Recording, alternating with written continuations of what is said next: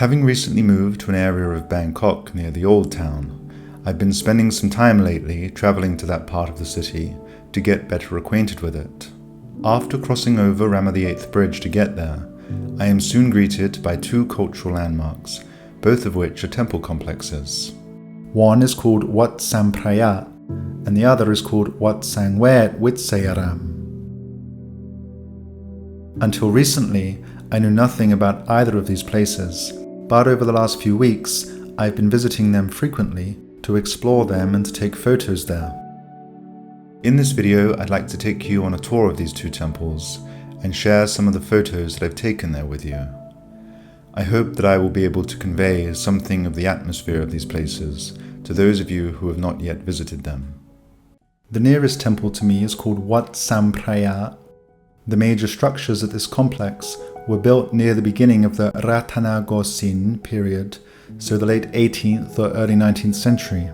The land was originally owned by a man named Kun Prom, and following his death, his elder brother managed his estate.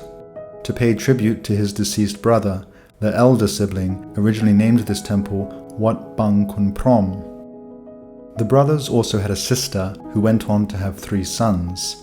These sons paid to renovate the temple, and in 1823 presented it to King Rama III, who designated it a royal temple and changed its name from Wat Bang Kun Prom to Wat Sam Phraya. In Thai, the word Wat means temple, Sam is the number 3, and Phraya means lords or princes. So the name of this building could therefore be translated as the Temple of the 3 Lords. The buildings here are very elegant, of course, but to me what really stands out at this complex is the interior design of the ordination hall, or ubosot, and it was mainly this that I wanted to photograph.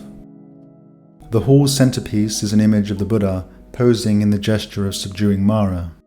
Above there are chandeliers hanging from the ceiling.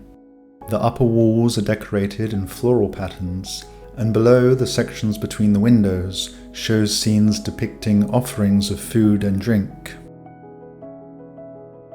Outside the ordination hall there are 25 stupas, some of which are taller than the main buildings. And just outside the walls of the complex, and therefore perhaps easy to overlook, is the VIII.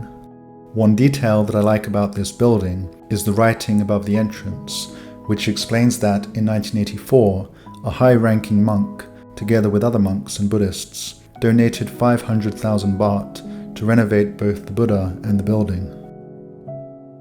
Inside the building, in 2 separate rooms, there are 2 more large statues, one of which is an image of the reclining Buddha. There are a few other buildings in this complex worth exploring, such as the monks' living quarters, but since I don't want to pry on them at home, I think we ought to continue to the second temple, which is just a 2-minute walk away. The second temple is called Wat Sangwet Witsayaram. It's assumed that this complex was built by 3 Chinese people, since it was originally named Wat Sam Chin. Again, Wat meaning temple and Sam meaning 3, but in this case, Chin meaning Chinese. Locals also refer to this site as Wat Bang Lampu, after the sub-district in which it is located. There has been a temple on this site since before the Ratanagosin period. However, some of the original buildings were torn down following a fire in 1869. After the fire, King Chulalongkorn ordered the restoration of some of the buildings.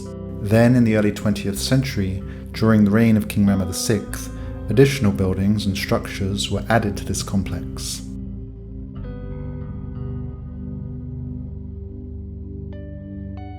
Inside the ordination hall, there is once again an image of the Buddha posing in the gesture of subduing Mara. Here the ceiling is covered in gold stars, and the upper walls are painted with Chinese key patterns and falling flowers.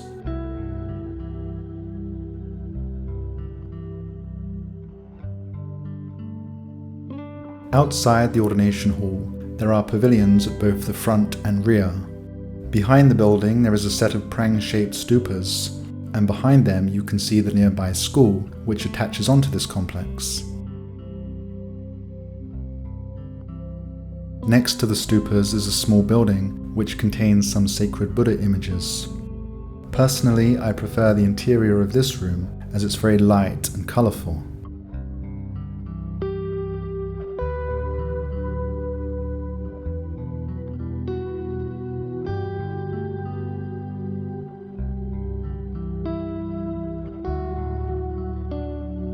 But perhaps my favourite part of this complex is the side-on view of the Ubosot.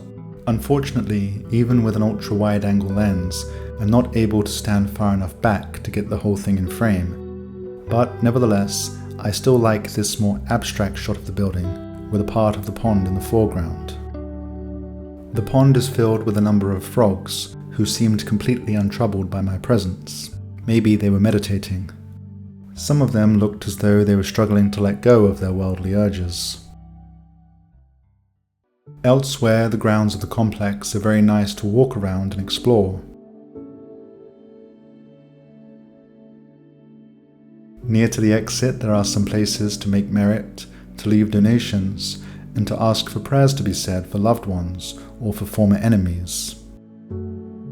Before leaving, I like to relax on this space above a coffee shop.